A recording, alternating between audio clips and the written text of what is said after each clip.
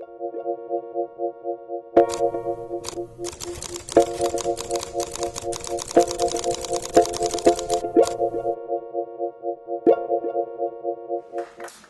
right. I was called some time ago, asked to talk about e-trade and how to create business in the 21st century. And I said, well, I measure emotions, so how can I talk about that? And he said, Henrik over there said, subconscious and buying preferences. I said, okay, I'll try, but how can I scope this? And I have 15 minutes, and I know I'm a man, I can do a lot of things in 15 minutes, but give a whole speech in 15 minutes can take some time. Anyway, what I can offer you today is some insights and a little bit about the future. Now you can see you have to all the time. It's difficult, right? Okay. But first I have to build some trust with you, because you have to believe what I'm saying. So I'll go a little bit back to the future, in the future, and I'll talk a little bit about myself. I was originally a graphic designer, which is kind of, okay, probably some of you too do that. I started my own company because I don't have an education. So, and I think this graphic design is one of the easiest things to do if you don't have an education. Well, you're doing it education-wise, but for me, I was like, it was not popular those days. Okay, that's okay. You want to come up here? No, okay. This is me many years ago. I had a company called Pens and Paper. I sold pens and papers and drawing pads and all that stuff because I found that I could sell what I delivered, or had to use myself. And then it led to a company, a book publishing company. I had 52,000 customers, and I published 11 titles about do-it-yourself books, mainly sold in the suburb like Aalborg, Aarhus, and all those places where it was kind of difficult to be, to go into Copenhagen and get a cup of coffee. Then I started a company called Project Group. It was an advertising agency. It was a kind of a not advertising agency. We did advertising, but it was not an agency. We were not many people. We were only two. It went very well. We had to employ people just to get clients because they couldn't believe we could make money just being two of us. So we became one of the fastest growing agencies. We were living on a castle and made a lot of money. It was great. Then I spent the money on doing something very stupid. I made a company called Globase, which was doing e-marketing software. And I thought in 1998 that e-marketing would be the future, and nobody believed me that time. So I invested 5 million of my own money. It was crowns for those of you who are from foreign countries. And I didn't make money, but I did sold it to AdPepper. So I just got back what I invested at those time. Remember, I once thought it would be $1 billion worth, and I just got my money back. So I learned something. Then I started to create products. I created, this one is a dose counter for somebody who has osteoporosis. I sold that to Roche, just to explain you what I did. And then now I invented a sleeping medicine, because I have a lot of knowledge about medicine and doctors and so forth. And it's going to be on NASDAQ, hopefully this year. So that's that's my history. What I've learned in those many years of marketing was that only 50% of it works. Of course, when I do it, it's 60, but usually clients know that it's about 50. So there's a lot of waste. 50% is wasted, we think. So I took off after I sold my companies. I took some time off, and I started with a neuroscientist called Thomas Ramsøy. He's working at the CBS at the moment, I think. He has these huge magnetic fMRI scanners. And I learned something from him, and I learned that emotion rule thoughts, and thoughts rule consumer behavior. And it was something that I never thought of when I was doing my own advertising agency, because I thought we just make something like save money or 8 days left for the offer, something like that. But it's not like that. So I thought there must be a commercial need for everyone to know what people think, because obviously we are not right always when we do something. So I created a company called Mindmetic, and we make mind-reading technology. Sounds great. What we do is that we automate interpretation of psychophysiological response to stimuli. It sounds even more great. One of the 100 most influential people in 2009, he did not invent the cure for AIDS. Well, I thought so when I heard, wow, this guy is the most influential person in the world. What he did, he actually used medical devices, but that was big scanners. But it was Martin Lindström. He started 1 year after I started, but he's now much more rich than I am. But he just put himself on a book or whatever. He scanned 2,000 people and made a book out of it. And says, truth and lies about why we buy. A lot of the stuff in the book is actually, if you ask a neuroscientist, not true. But he also said in 10 to 20 years, everyone will use this tool, use neuromarketing. And that is true. It's definitely true. It's going so fast at the moment. So why measure emotions? Why do that? Strange thing. Why can't we just ask, if I ask my mother, and my mother asks me sometimes, what are you doing, people? Why don't you get a job or something? I never had a job. Never had a job. She don't get it. And I say to her, well, we measure people because we can't ask them. And she says, well, why can't you ask them? I don't understand that. And this is the paradigm, the old paradigm for how we think. It's how we thought things were. We thought that first I think, then I do, and then I feel good about it. But actually, what we know so far, and it's only so far because science always finds out new things, so we have to kill that one probably in a couple of years, it is that we actually feel first, feel good about it. Oh, I really want that car, whatever we want to have. And we try to make up, actually we buy the car, and then we try to make up an excuse for why we did it. You see that I really needed that 400 horsepower car because I need to go to work fast. It's like crazy. So I want to give you some examples. If I split up the group here into 3, you, for example, and I ask you to rate marmalade. I have 5 or 6 different bottles of marmalade, and I ask you to rate them after your preference. You would probably do it like this. This is what happened in a research project.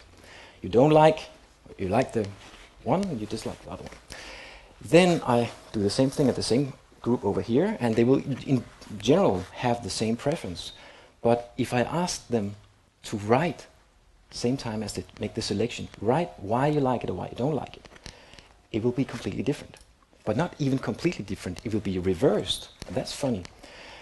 So what is the truth? It's strange. You can do it at home with your friends. It's really, really strange. I'll give you an explanation later why that's like that. Another sample is from a supermarket. Someone placed 4 different boxes and put the same sock in every box. Then I will ask you, if you lead people through the supermarket and there's 1, 2, 3, 4 boxes, which number do you think they will choose their socks from? It's the same sock. Anyone thinks that is number 1? Yes, 3. Number 2? Because now they have learned it, right? Yeah. Number 3?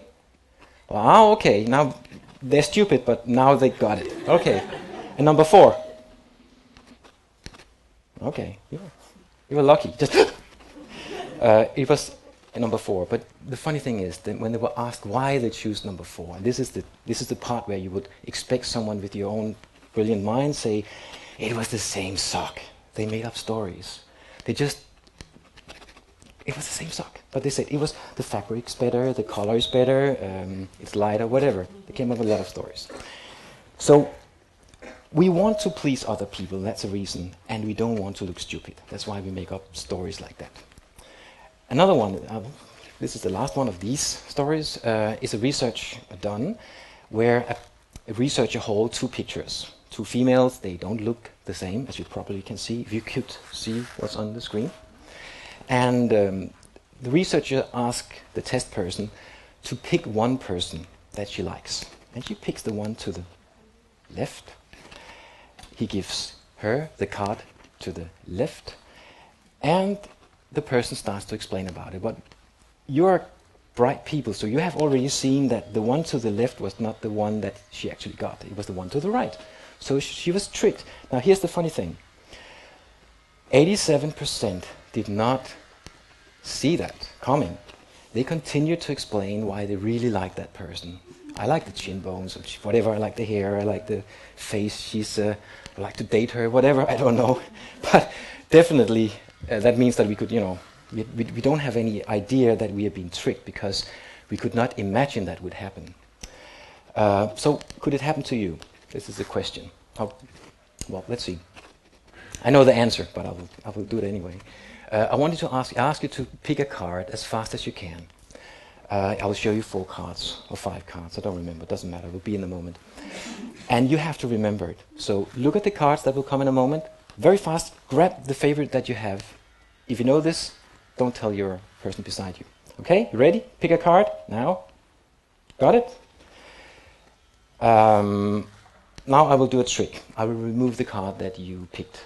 It's an old trick. You've probably seen it on television. Ding. I have removed the card. You can't find it. Is it right? Wow. Maybe I should do something else. Maybe I should be a magician or something like that. Okay, any smart ass who know what I did? Yes, of course. I don't want to hear you say it. No, it's okay. I will just first, before you say it, I will tell you what I did. I manipulated your attention and your focus, because you're a limited person when you have to use your attention. You're not that bright, actually. You're more bright if you don't use your attention. So the strength of your attention and your focus, that actually influenced your perception, because you didn't see this. This was the first card that I showed you, and these are the second card that I showed you. So it was actually a whole new set of cards. Some of you, yeah, I can see that. Yeah. Got that one, right? Okay, so I'll talk a little bit about attention, because that's very, very important. And it's important in general because it's important about whatever you're doing. Because I've heard a lot of people talk a lot about media. Media is so important, Facebook, LinkedIn, Twitter, whatever. And it is important. I just know that I hate when I get an invitation for LinkedIn from a person I haven't seen for a year, and I know, okay, now he's even got fired, or you want to get a new job. Otherwise, they're not, doing that suddenly out of nowhere. And it's true. I want you to pay attention to what I'm showing you. Going to show you a movie. It's a riddle. And you have to figure out now, use the best part of your brain, whatever that is sitting, and figure out who murdered Lord Smythe. It's in English, so you will get it. Coming now. Have you seen it? Assholes! Clearly, somebody in this room murdered Lord Smythe, who, at precisely 3:34 this afternoon, was brutally bludgeoned to death with a blunt instrument. I want each of you to tell me your whereabouts at precisely the time that this dastardly deed took place. I was polishing the brass in the master bedroom. I was buttering his lordship's scones below stairs, sir. Why, I was planting my petunias in the potting shed.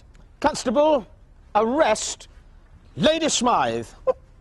But how did you know? Madam, as any horticulturist will tell you, one does not plant petunias until May is out. Take her away. That's right, madam. It's just a matter of observation. The real question is, how observant were you?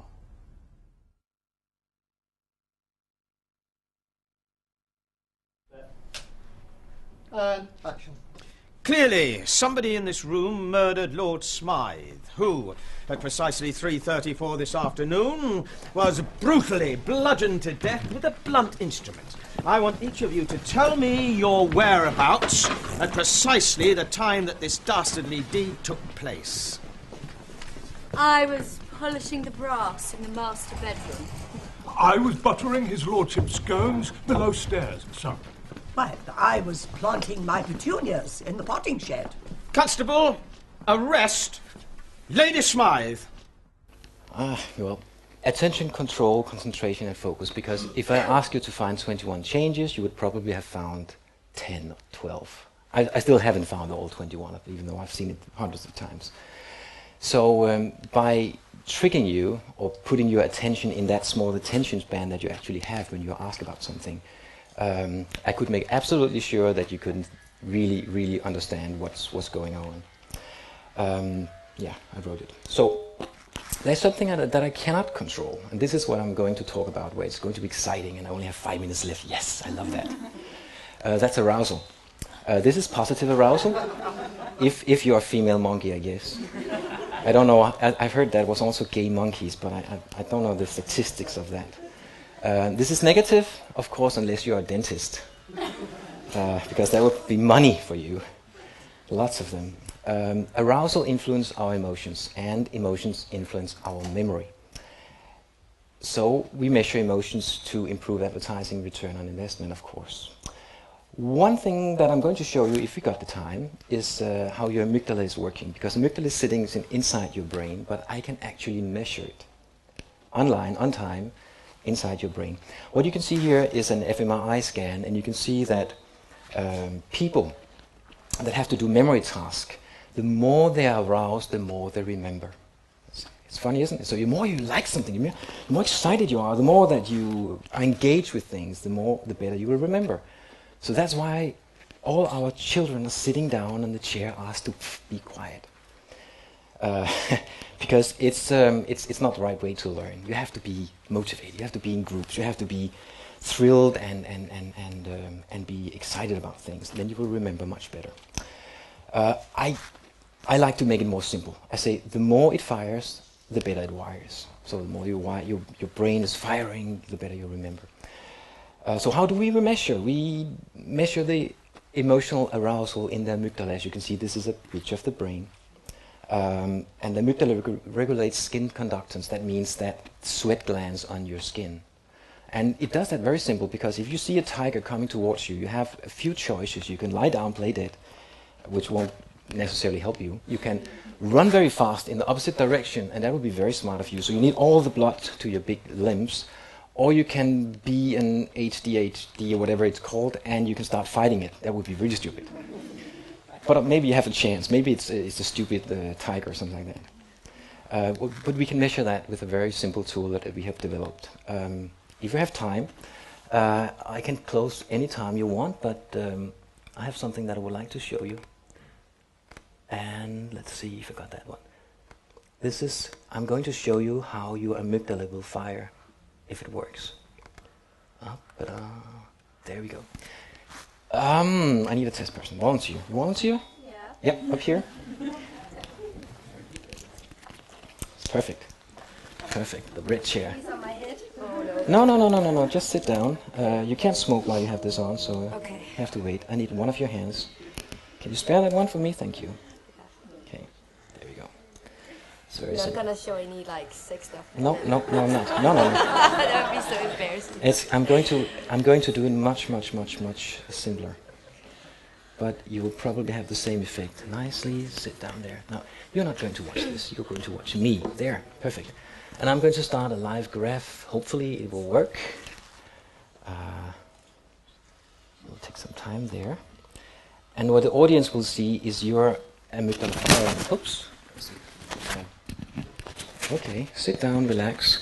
If I'm talking, she should be quite bored, because I'm boring to listen to. So you will have something that is like going a little bit down. I'm not watching. I hope it's true. It's true. Then if what's your name? Karina. Karina? How old are you? Think. What did I tell yesterday in the bar? Okay. Just a minute. I have to adjust this equipment because it's not made for you. It's like ooh. Now, I can be very nasty. I'm not going to show you any pornographic pictures, don't worry. But I can say something. Yeah. I can say that you have very beautiful eyes. You do have. Oh. There you go. Doesn't work on her. So definitely I'm not the type that she turns on to. You like tall guys? Dark haired? I guess so. Must be. Anyway, but you saw the difference. When I put attention on her, she had to do something. She had to act. If I talk, as you can see now, she just listen and there's no interaction. You will probably only remember that you said your name here. Anyway, I hope I have proved my case, because you obviously don't like me. But you could do something. Okay, you could do something. You could tell me what you did yesterday. I slept. I slept all day. Really? I was sick. Yeah, probably true. Yeah? That's okay. Well, you got the point. It's okay. You can look at that one right now, because what you see is that here you tell your name. Here I ask you again to be internal, to tell me something about what you did yesterday. Okay? So when I ask you about something, now I'll take this off. When I ask you something, you can leave now. Thank you very much. Yeah, great. No, don't worry. No, you are quite nice. Actually, too nice. Because you should have, done something else than I expected. But anyway, I made my point. What you saw was a GSR curve, galvanic skin response curve. Yes? 1 minute left? Okay. I'll quit that. I'll just tell you very simply, galvanic skin response curve, you can tell a lot of information from that. The rise time, the size of it, and how fast it goes down again. So in that way, you'll have a pretty good idea of what is going on in people's internal dialogues, and you can use that in marketing. Okay? 15 minutes.